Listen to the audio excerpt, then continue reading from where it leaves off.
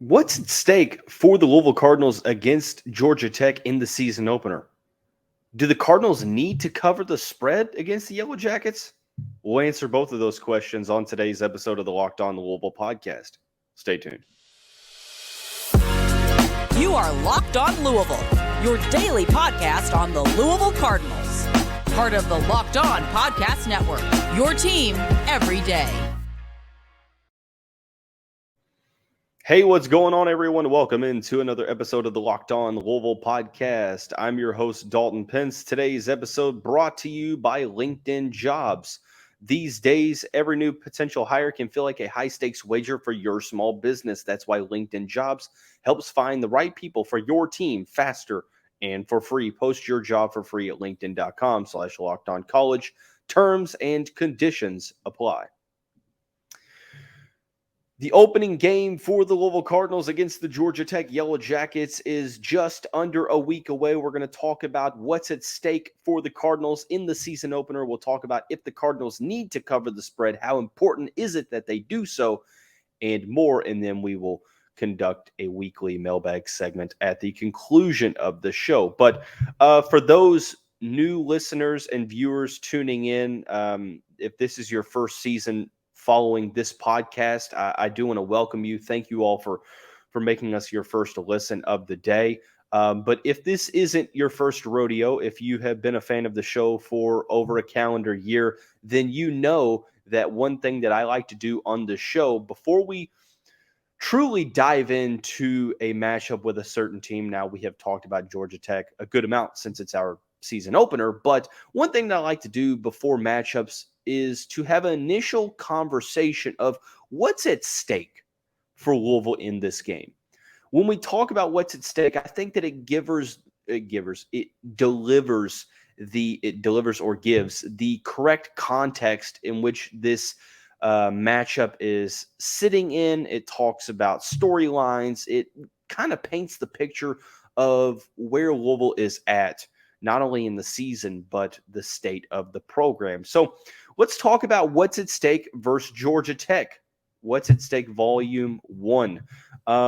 Obviously, what's at stake here is something that you couldn't say for the past 4 seasons, and that is the new era is beginning for Louisville football with a coaching change. This is game 1 of the Jeff Brohm era in the Derby City. So obviously what's at stake here, first off, is setting the tone for this era. Look, there has been a ton of optimism surrounding this offseason. I've said it on this show countless times. I think that this offseason was a realistic best case scenario for the Louisville Cardinals because you went out and you upgraded your coach.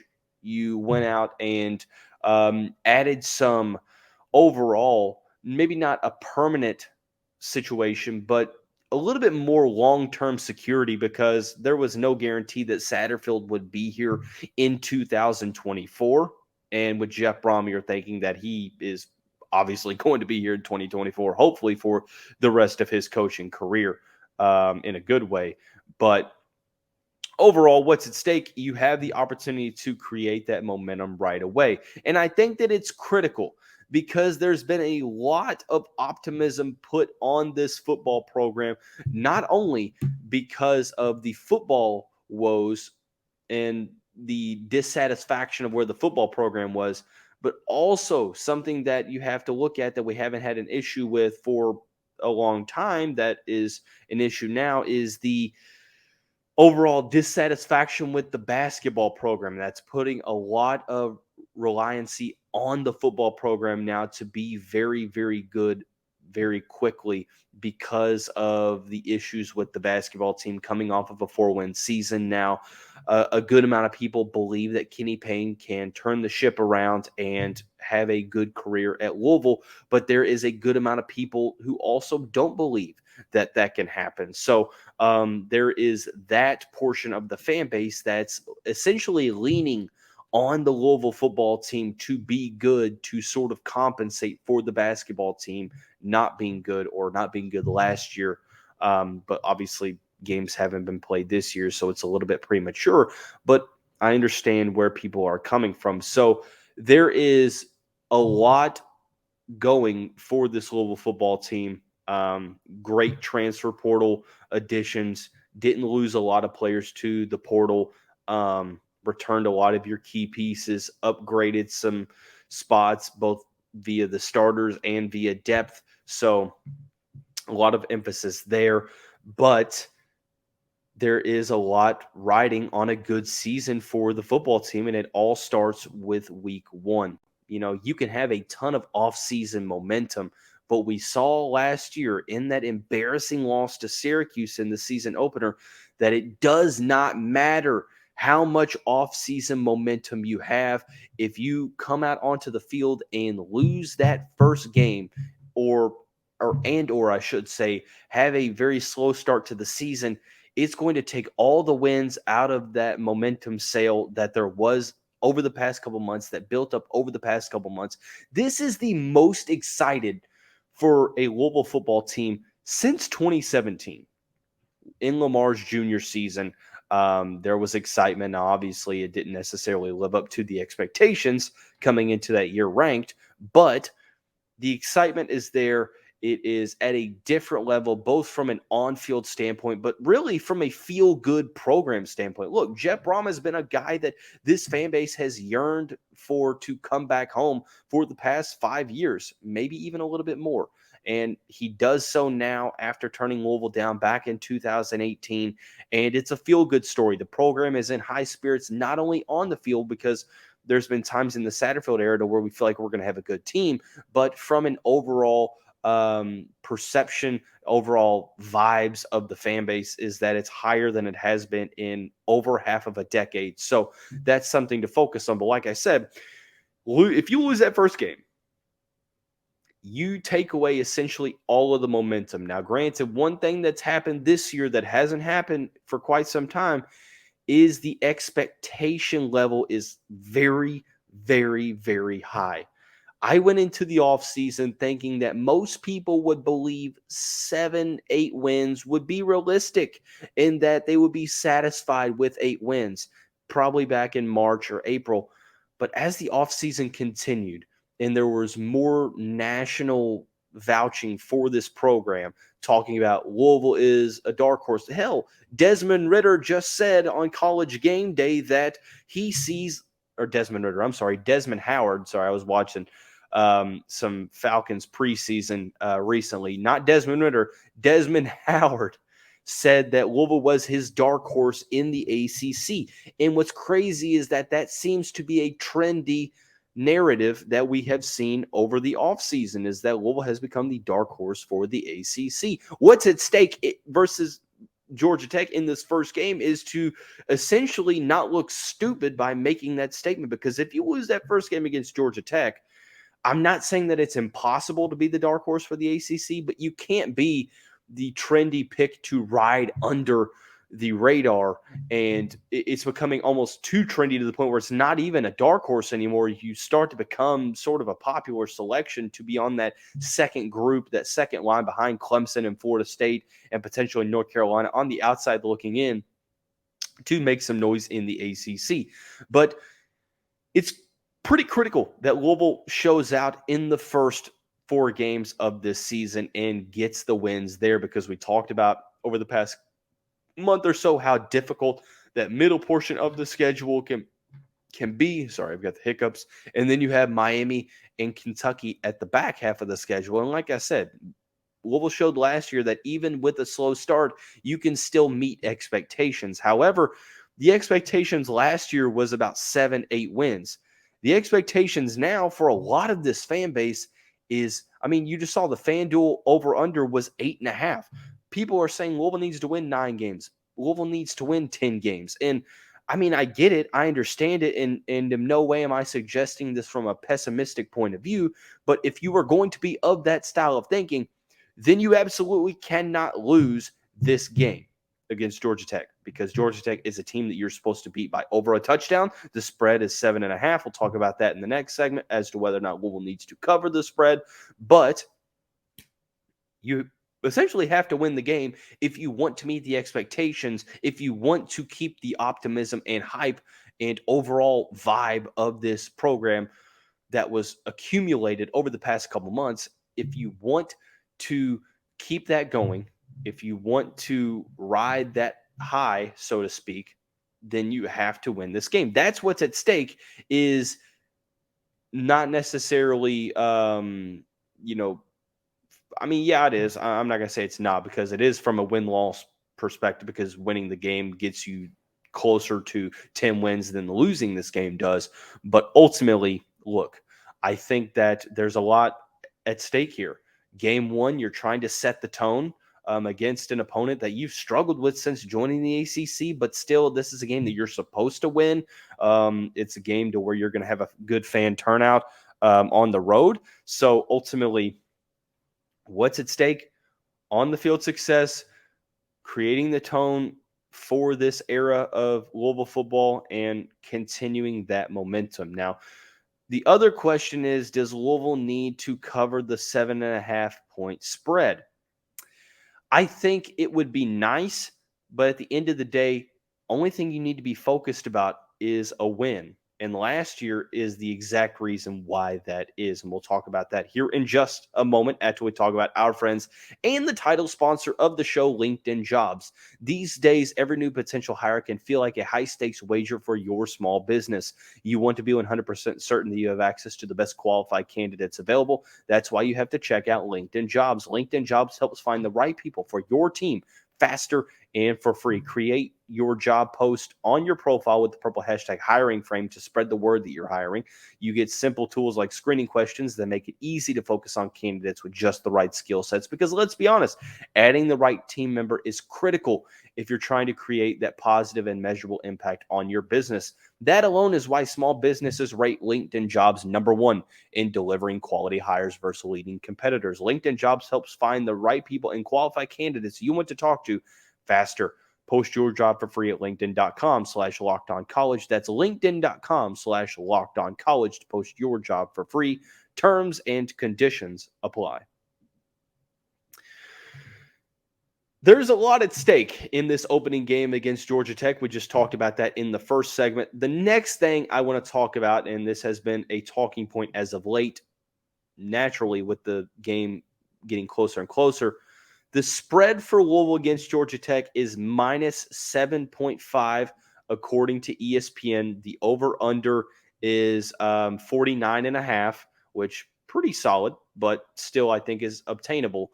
The question is, does Louisville need to cover the spread against Georgia Tech? How important is it that they do so? They don't need to do that, but it is important to win the game by more than a touchdown here. Let's talk about why they don't need to do that. And I think to do that, you have to look back to 2022. Syracuse was a game to where Louisville was favored in that game. Everyone that I talked to from the Louisville side of things nationally believed that this was a game that Louisville was going to win. They were going to go into that second game of the year 1-0. However, it was a matter of, okay, how much does Louisville need to win that game by? And I think people were talking about, well, it's not going to be if Louisville goes in and barely beats this team, you might feel a little bit uneasy about it, but at the end of the day, you'll get over it because of how Louisville beat the team on Lamar Jackson Day back in 2021. But what they did not account for was, and myself included, because I was on this show all last August telling you why Louisville was going to beat Syracuse, and I was wrong, and I heard a lot of crap from it, and I deserved it. I wasn't expecting Louisville to come out flat, but I also wasn't expecting Syracuse to look as good as they did. And at no point did I ever feel like, Louisville was in control of the game from the very beginning. Syracuse hit Louisville in the mouth, and the Cardinals were never able to respond. Now, granted, you have a new coaching staff, you have a new team. I'm not saying that this is going to happen this upcoming year. I'm just drawing a parallel and saying that you get a little bit dangerous, at least first game of the year, because there's a lot of things that are unexpected. You don't know. There's a lot of confusion. There's a lot of uncertainty. There's questions as to how good Louisville's going to be. There's questions as to how good Georgia Tech is going to be. So I think that it's great to talk about spread, but I think game one, two programs that have coaching changes going into year one of those respective coaching changes, coming off of a season last year to where you suffered an embarrassing loss year one in a game you should have won.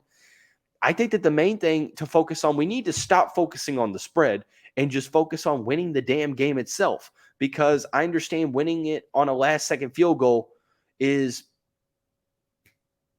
on paper, still a win, as is a 50-point victory. Now, granted, I'm not naive enough to say that, oh, well, they both hold the same weight in terms of perception, but in the win-loss column, I'd rather have an ugly loss than I'd rather have an ugly win rather than a close loss. Like, I'd rather win by 3 than lose by 3. If we're going to only win by 3, then that's still a win. Now, granted, we'll talk about here momentarily how maybe that might change the expectations or view your outlook on the team. But it seems like most people believe Louisville to handle Georgia Tech very handedly in this game. It's only a 7.5-point spread. I think that that's pretty realistic because there's a lot of uncertainty in this game. So I did something last year that I'm not going to do this year. I put the cart before the horse. I talked about the spread way too often. I talked about why Louisville was going to win this game or win that game against Syracuse by double digits. It's not even certain as to Louisville winning that game. And I'm not going to make that same mistake. I have been very, very much in the wait and see approach group for this team. I am very optimistic, but I still want to see this team play before I make some very, very optimistic projections like this team winning 10 games. I don't think people understand of how much has to go right to win 10 games in a season. And this is a program that has never been a team that perennially wins 10 games a season. Now, this is no disrespect toward this program. It's no disrespect to anything, but people will take this as me being pessimistic and not giving props or flowers or whatever you want to call them. But I think that the Cards you need to focus on winning this game. If you're a fan, and I'm not saying that the team is focusing on the spread or anything like that. I'm saying that if you're a fan worried so much about the spread, it's not so much about the margin of victory. It's a matter of just getting the victory to begin with. That's the main thing to focus on here. You look at the situation, Louisville has not won their season opener in the past 2 seasons.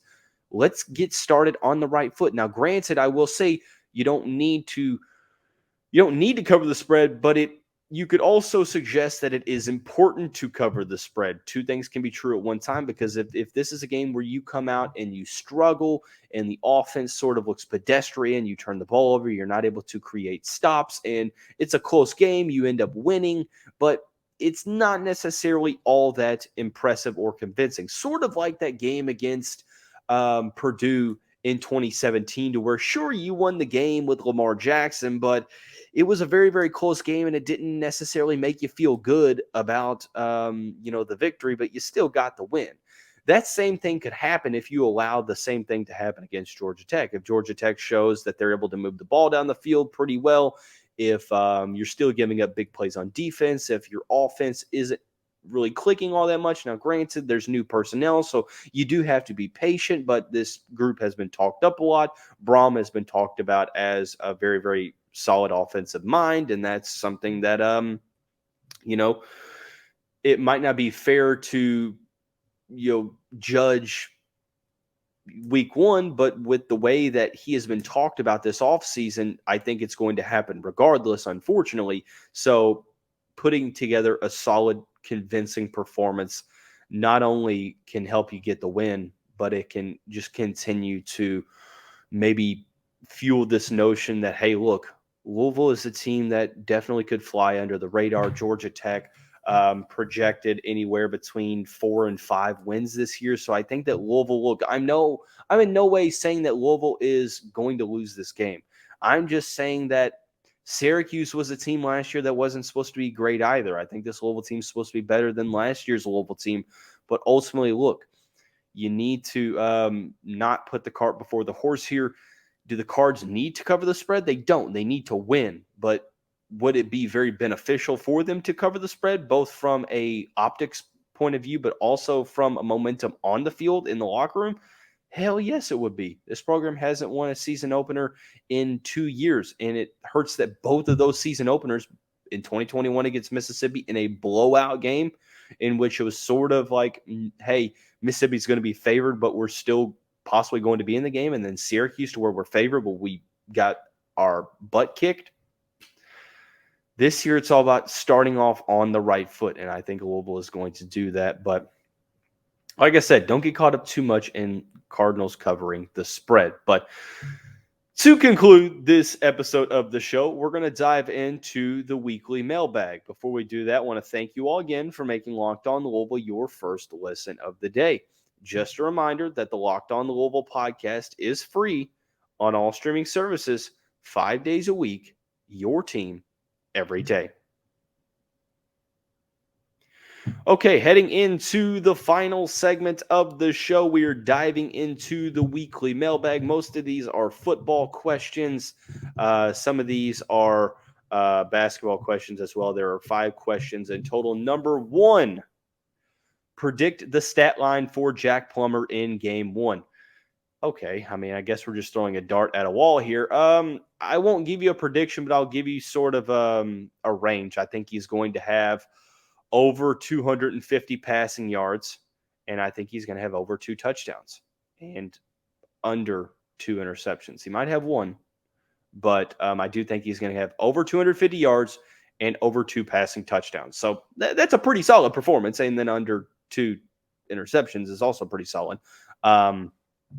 I think that Louisville's going to see. Here's the thing: Georgia Tech's defensive backs room is pretty solid, but I'm not necessarily sure if they're going to be able to create consistent pressure on Jack Plummer. So I think he's going to have the time to be able to find his very talented receivers. So for me, I think it's going to be a solid performance. But predicting a stat line, I'm going to say, I don't know, 270 passing yards and 3 touchdowns.